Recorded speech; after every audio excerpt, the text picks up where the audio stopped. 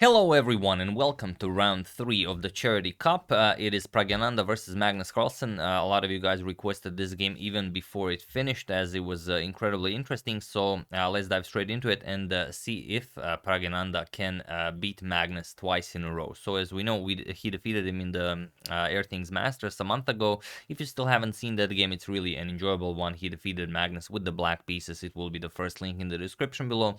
So maybe even check that out before watching this if you still haven't seen it. But now getting to this game, let's just enjoy. So Praggu has the white pieces and he opens with d4. So what will Magnus go for? Knight to f6, c4, g6, knight to c3, and now d5. Magnus goes for the Grunfeld defense, and anything is possible now. C captures on d5, knight captures on e4, we go for the main line, knight captures on c3, b captures, and bishop to g7. So far everything is perfectly normal. Knight to f3, and black strikes against the center with c5, as black usually does in this variation. Bishop to e3, bishop to g4, attacking the knight here, not allowing it to move, and rook to c1. Very standard idea, as the rook is, well, somewhat vulnerable on a1. You will have problems pushing d5 as long as the rook is on a1. So here, Magnus castles with bishop to e2, and now queen to a5, putting pressure on this c3 pawn. So as we know, this is much like every other opening, is a fight for the center. So black is trying to play c captures on d4, so it will be very good for him, and white will of course always make it impossible for black to do that because, well, it will not be good for him. So here, Praggu castles and queen captures on a2. This is a known pawn sacrifice, and it's not nothing new. Magnus Carlsen even played it himself in 2015 against Maxim Vachier-Lagrave in the Tata Steel Chess Tournament, although that game ended in a draw, and in that game rook to b1 was played. However, some other moves are known in this position. Rook to b1 is known, like we said in the Carlsen MVL game. Rook to a1 is a known move. Bishop to g5 is a known move. h3 is a known move. So all of these are known ideas. However, the move Praggu makes is a new move. He plays d5, and now already as of move 12 we have a completely new game. So let's see how Magnus deals with this. He played knight to d7 fairly quickly, and now you can see that he has a passed a pawn, so he might be interested in playing b5, a5. For the moment, that's not easily achieved. He first had to defend his c5 pawn, and the b5 square is guarded by the bishop, so you first have to make some preparations before you start pushing. And as you can imagine, white will have a very, very strong center if he is able to push all of these pawns forward. So here we have h3, and Magnus plays bishop captures on f3, eliminating the knight. And now not bishop captures on f3. If you play bishop captures, yes, your king side remains intact, but then black can immediately start with b5. So the bishop for the moment is needed here guarding this square. So Praggu instead plays g captures on f3, and now queen to a5 by Magnus, guarding the b5 square. So now b5 can be played, but also putting pressure on this c3 pawn. And here Praggu played queen to d2. Now, this is where things get extremely interesting, because queen to d3 seems to be a bit more precise than queen to d2, but it's hard to realize why if you don't know, so I will show it. Queen to d3 has to be played because now c4, which is the main idea against queen to d2, cannot be played. Here we just capture the pawn, and once we activate the rook, rook 8 to c8, queen to b4 can be played. That's the whole point. However, here Praggu does defend the pawn, but now Magnus goes for this, well, a very interesting positional pawn sacrifice. But now if bishop captures on c4, then we play rook 8 to c8, attack the bishop, and once the bishop moves, now we play bishop captures on c3. So much different than the line that we've discussed if the queen was on d3, and then the queen can go to b4. But still, queen to d3, and the game continues. Well, it's definitely playable for both of them. Praggu still has the bishop pair, and it's not going to be all that easy to push those passed pawns. So instead, like I said, after this c4 move, Praggu plays queen to b2, and now he has some very nice threats. For one, he's attacking the b7 pawn. Another thing, Magnus always has to worry about rook to a1. If rook to a1 attacks the queen, what do you do then? Okay, obviously we capture here, but then comes the question, if b5, rook to a1, okay, we capture here, but then we lose the b5 pawn, so that has to be calculated as well. And this is a rapid game, so not all that much time to calculate. And Queen to c7 is a safer move. You defend the c4 pawn. You will prepare b5, and for example, something like queen to c7, we defend our pawn. Then white will play f4. Of course, e5 is coming. We're gonna play a6, prepare our b5 move, and after this, rook c to d1. b5 will be played. Now comes e5, and black has this beautiful expansion on the queen side, whereas Prague would have this beautiful expansion in the center of the board. So it's definitely a trade-off, but he is still down a pawn, so that is definitely something to consider. So instead, after queen to b2, Magnus decides that there's no need to do that. Let's go for the immediate b5, very aggressive. And okay, Prague now could choose between two ideas. He could go for rook to a1, which is what happened in the game, or try to close off the dark square bishop with f4 and e5. Prague decides to go for rook to a1, and now we have a trade here. Queen captures on c3, now comes queen captures on b5, grabbing that pawn, and knight to b6. Now this is how Magnus very interestingly defends the c4 pawn, and he says, I'm keeping my extra pawn, there is nothing you can do about it, because if you capture with the knight, I'm going to play a captures on b6, and now I'm threatening to pick up your rook here with rook capture, so you don't have time to capture on c4. So here we would have to trade once, for example, captures. Now we can capture the pawn, but now it's not all that great. Queen to d2, of course, now we avoid the queen trade because white's king side is all messed up, and it will be very, very hard to play this. For example, we put a queen on g5, deliver checking, f1, bishop e5. This will be impossible to defend for white.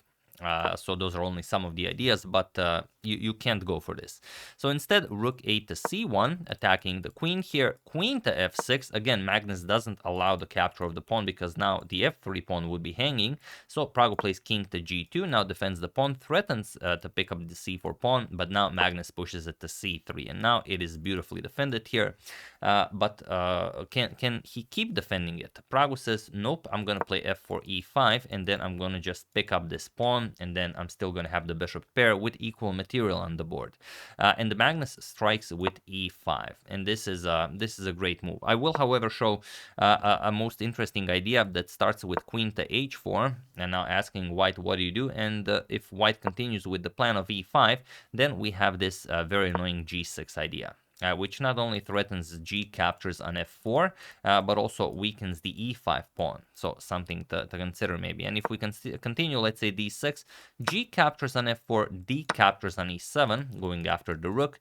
Let's say queen captures here, bishop captures here. Let's say rook 8 to c8. Now we again have a defense of the c3 pawn, but now the black's position also opens up a little bit. White still has the bishop pair, the queen is on the board. If the rooks double up here, could be also very, very dangerous for Magnus. So, and also it's too much to calculate for rapid. So Magnus just pushes e5.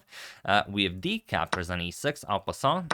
If of course you go for the f captures on e5, then after queen captures, you really have nothing to show for here with white. The pawn is just defended. Black will just activate those rooks, and that's pretty much it. So instead, after e5, d captures on e6. This is the absolute best. Queen captures on e6, and now e5. And now the c3 pawn is undefended. We are ready to capture it. The situation on the clock is 3 minutes for Prague and 6 minutes for Magnus. And here, Magnus goes for knight to d5. He still doesn't allow the pawn to be captured, but there also is this very tricky g5 move. I will show it because it's super fun, even though it would be impossible to calculate with so little time on the clock. The idea is after rook captures on c3, g captures on f4, and after bishop captures, now knight d5, attacking the rook and the bishop. And well, this is all fairly simple for both of them to calculate. After rook to c3, it's not all that easy. Rook to f3, it's not all that easy to evaluate this. Knight captures with check, rook captures, queen captures, and now yes, you've opened up the white king, but the black king isn't all that safe either. And also we can just trade queens. For example, queen captures bishop, captures rook to f5, and yes, black is up a pawn, but it's bishops of opposite color. There's not much to look for here. So it is interesting. Maybe Magnus calculated all of it, maybe, who knows, but he decided for knight to d5. We have bishop to g4, going after the queen here. And now, how do you play this? Here, Magnus plays a most interesting knight captures on e3. There are some ideas with rook a to b8, but it all pretty much goes down to the same idea. Knight captures on e3 with check, f captures on e3, and now queen to a2 with check, as f captures on e3 opened up this possibility. Rook to f2, blocking this, and now queen to a3. So again, defending the c3 pawn. So Magnus is doing absolutely everything he can to keep this pawn alive. Rook f to c2, Praggu again ready to capture it. Rook a to b8 now, attacking the queen. Finally, queen to c4. Now the pawn is attacked 3 times, but now Magnus plays rook to b2. Again, prevents the capture of the c3 pawn with a tactic, because if you capture it, then we can simply capture the queen. The rook is pinned. The rook cannot capture the queen. And here, Praggu played all of his moves extremely quickly, and the time pretty much evened out. Praggu was down to some 2.5 minutes on the clock, Magnus some 3 minutes on the clock. And here we have, after king to g3, we have h5. And this is the start of something beautiful. Bishop to f3, just moving the bishop. Okay, you could consider maybe capturing the pawn first, but there's nothing wrong with capturing it later. And now Magnus plays h4. Very, very tricky. Of course, the pawn cannot be captured. If the pawn is captured, then bishop captures on e5 comes, and you are never capturing the c3 pawn with white. We are winning this game with black. There's no question about it. And of course, if you capture the bishop, then just rook here. The queen and king are now on the same fort rank, unfortunately for white. So the h4 pawn cannot be captured, king back to h2, and now comes rook to d8, ready to bring the other rook into the attack, and now comes bishop to d5. Praggu blocks the attack while also attacking the f7 pawn. Here, for very specific reasons, king to g2 is a move that has to be played, but okay, we can even show it. I know you guys really want me to show it. The problem is now Carlsen's idea of rook captures, and queen to a1 check can be met with queen to f1, and now you either trade and you don't really have all that much, or you go back queen to a5, or rather queen to a3, and we play queen to c4. Black will have to keep looking for other ways to continue playing this, but there doesn't seem to be all that many, and still c3 pawn is under attack. However, Praggu played the very active bishop to d5. He goes after the f7 pawn, but now Magnus just plays king to h7.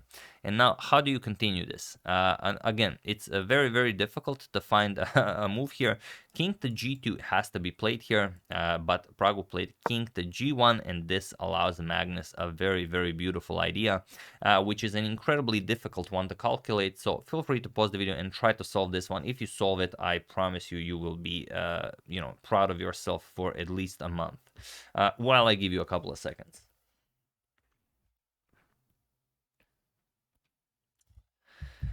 So for those of you who were able to do it, congratulations on spotting this brilliancy. And for those of you who just want to enjoy the show, it is rook captures on c2. Rook captures on c2. All of you guys saw this. Queen to a1 check, hence king to g2 was much, much better than king to g1. King to g2 now, and queen to d1, attacking the rook now, and the bishop on d5 is attacked now twice. So the only way for white to play this is bishop to e4 to guard the rook, but now there are many ways you can win this. For example, rook to d2 check is one of them. Rook captures, we're going to play c captures on d2. Now this pawn is already just a monster. Bishop to c2, we have to keep an eye on the queening square, and now queen to e1. We're going to play queen to d4 because we have to prevent the pawn from queening. But now let's say queen e2 check, king to h1, and queen f2. We are going to deliver check, pick up this pawn, create the passed h pawn, and it doesn't matter really what white plays. The position is now completely winning for black. However, with so little time on the clock, Magnus misses the idea. He plays queen to a5, forces Praggu to waste time for his moves, and now Praggu plays e4. He defends his bishop here on d5, whereas the only possible continuation was bishop captures on f7. Again, okay, we can show it because it's super interesting. Magnus would play rook captures on c2, rook captures, and after queen to a1 with check, we can play king f2, and now after rook to d2 check, there's rook captures, pawn captures, and now bishop captures on g6. So this was the only way to play this. Now you can see that these pawns are extremely powerful, and after the king moves, capturing the bishop would just allow the white queen to deliver too many checks. Bishop back to c2. And then now there is not much more, because after queen e1 check, yes, you can play all of these checks. King h1, queen captures here, king g1, queen g3 check. You're going to play queen h1. And now once you try to do something, let's say queen e1 check, king h2, there's no way for you to bring the queen into the game, because if you do this, you run into queen e6 check. And now look at these squares are covered. There's no way for the king to go. You have to go here, and this you can even run into checkmate. So bishop captures on f7, the only way to continue fighting pretty much, or bishop to e4, bishop captures on f7 is better. But after e4, it is now winning for Magnus, because now Magnus just plays queen to b6 check. This is the idea of bringing the queen to a5, queen to b6, and then remaneuvering the queen over to e3, where he will be able to hit all of these weak squares. So king g2, queen to e3, now going after queen to g3. We have queen to f1, and now even bishop to h6, threatening to pick up the f4 pawn, king to h1, and now bishop captures on f4. There's no way for you to defend everything. At least you're defending the h3 pawn. Rook captures on b2, c captures on b2, and rook to b1. And now Magnus plays queen to g3. He's threatening queen to h2 checkmate. Rook captures on b2. He gives up the b2 pawn, which seems like something you don't want to do, but now comes rook to c8. Now rook to c1 is the threat of just picking up the queen, and you can't bring the rook back. If you bring the rook back, then you are no longer guarding against checkmate. So you can't defend both c1 and checkmate. Praggo tried e6. He has to play something. He is extremely low on time. Rook to c1, and there goes the queen. Queen captures on c1, but now not the automatic captures. First, queen captures on h3. We have to play the most precise moves until the end. King g1, now bishop captures on c1, and he was in this position on move 43 that Praggnanandhaa resigned the game, as there is nothing more to be done here.